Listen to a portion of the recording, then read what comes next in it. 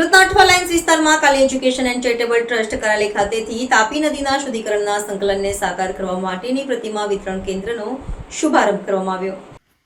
આગામી દિવસોમાં ગણેશ મહોત્સવ આવી રહ્યો છે ત્યારે સુરતમાં દેશનો સૌથી મોટો ઉત્સવ ઉજવવામાં આવે છે ત્યારે આ ગણેશ ઉત્સવમાં માટીની પ્રતિમાનું સ્થાપન કરવામાં આવે તેવો આગ્રહ રાખવામાં આવે છે ત્યારે સુરતના સાંસદ મુકેશભાઈ દલાલની પ્રેરણાથી હિન્દુ મહોત્સવ ચેરિટેબલ ટ્રસ્ટ દ્વારા મા કાલી એજ્યુકેશન એન્ડ ચેરિટેબલ ટ્રસ્ટ કાર્યાલય અઠવા સુરત ખાતે માટીની પ્રતિમા વિતરણ કેન્દ્રોમાં શુભારંભ કરવામાં આવ્યો છે। તાપી નદીના શુદ્ધિકરણના સંકલ્પને સાકાર કરવા તથા લોકોમાં જાગૃતિ ફેલાવવાના ઉદ્દેશથી ઘર આંગણે ભગવાન શ્રી ગણેશજીની માટીની મૂર્તિ વિસર્જન કરનાર ભાવિક ભક્તોને વિસર્જન બાદ એકત્રિત થયેલી પવિત્ર માટીમાં છોડ વાવવા ભગવાન શ્રી ગણેશજીની મૂર્તિ સાથે કુંડુ પાતલો તેમજ આરતી પુસ્તક વિતરણનો કાર્યક્રમ રાખવામાં આવ્યો છે જેમાં mayor Daksheshbhai Mavani, standing chairman રાજનભાઈ Patel, શાસક પક્ષ નેતા શશીબેન ત્રિપાઠી, હિન્દુ સંગઠનના શિવમભાઈ મિશ્રાજી, તમામ કોર્પોરેટરો, તમામ વોર્ડના પ્રમુખ, મહામંત્રી, મા કાલી એજ્યુકેશન એન્ડ ચેરિટેબલ ટ્રસ્ટના ટ્રસ્ટીઓ, હિન્દુ મહોત્સવ ચેરિટેબલ ટ્રસ્ટના ટ્રસ્ટીઓ, ભાજપ વોર્ડ નંબર 21ના શુભેચ્છકો, સમર્થકો, કાર્યકર્તાઓ, ભાઈઓ તથા બહેનો મોટી સંખ્યામાં ઉપસ્થિત રહ્યા હતા। મારું નામ અમિત સીતારામ જયસ્વાલ, મા કાલી એજ્યુકેશન એન્ડ ચેરિટેબલ ટ્રસ્ટ પ્રમુખ।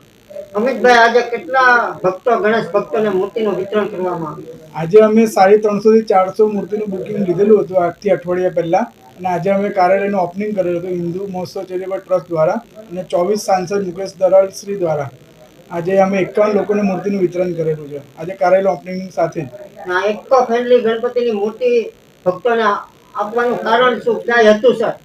આજે અમે શુદ્ધ માટીની મૂર્તિ અમે લોકો આપીએ છીએ અને એનું સ્વચ્છતા જાળવવા માટે અમે લોકો અને નદીની સુરક્ષા માટે અમે આ કાર્યક્રમનો પાર પાડેલો છે। આ કાર્યક્રમમાં કેટલા ભક્તો હાજર રહ્યા હતા? અને આ કાર્યક્રમમાં મિનિમમ અમે 1500 થી 2000 લોકો ભાવિક ભક્તો અમારા કાર્યક્રમમાં હાજર રહ્યા હતા, જેમાં સુરતના મેયરશ્રી, પછી અમારા સાંસદ શ્રી મુકેશભાઈ દલાલ, પછી તમામ કમિટીના મેમ્બરો, અમારા ટ્રસ્ટીશ્રીઓ, કોર્પોરેટરો, પ્રમુખ મહામંત્રીઓ, રાજનભાઈ પટેલ સાહેબ, શશીબેન ત્રિપાઠી બેન, એવા તમામ લોકો અમે હાજર રહ્યા હતા કાર્યક્રમમાં। મહોત્સવ કમિટી દ્વારા આયોજિત માટીની ગણેશજીની મૂર્તિના વિતરણમાં આજના એક કાર્યક્રમમાં ખૂબ સફળ કાર્યક્રમ રહ્યો।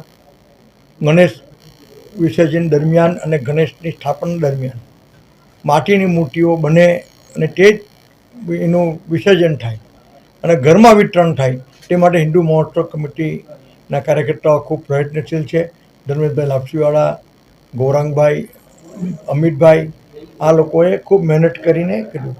પર્યાવરણ આપણે બચાવવાનું, તાપી નદીને પ્રદૂષિત થતી આગળ અટકાવવાની છે, સાથે સાથે સ્વચ્છતાનો સંદેશ પણ આજના કાર્યક્રમમાં મેં આપ્યો છે।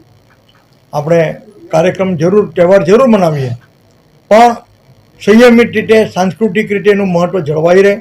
ગણેશજીની મૂર્તિ વિસર્જન પછી ગમે ત્યાં વિતરણ ગમે ત્યાં પડી નહીં રહે તેનો આપણે ખ્યાલ રાખીએ અને સમગ્ર ઉત્સવના 10 દિવસ દરમિયાન આપણે સાંસ્કૃતિક વિવિધ પ્રકારના કાર્યક્રમો કરીએ, સમાજ ઉપયોગી કાર્યક્રમો કરીએ અને ગણેશ ઉત્સવને સફળ બનાવીએ।